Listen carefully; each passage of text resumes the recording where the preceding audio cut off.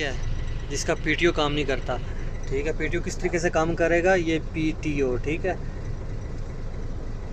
Full clutch दबाना है, आपने क्लच को फुल दबाना है, उसके बाद आप पीटीओ लगाएंगे, उसके बाद आप मतलब कि जैक उठाना चाहिए, जैक उठा सकते हैं। अगर आपका पीटीओ काम नहीं कर रहा, जो कि ऑटोमेटिक होता है वो काम नहीं कर रहा, पीटीओ भी बोलते हैं उसको, ऑटोमेटिक भी कुछ बोलते हैं, ठीक है। तो कुछ बोलते हैं जैक वाला हमारा सिस्टम काम नहीं कर रहा, ठीक है।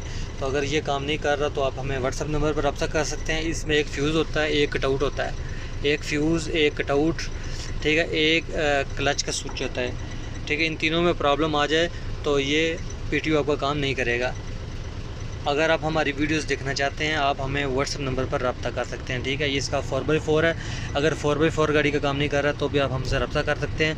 और मैं आपको बताऊंगा इसमें भी 3 स्टेप होते हैं 4x4 में। अगर वो काम नहीं करते तो आपका 4x4 भी काम नहीं करेगा।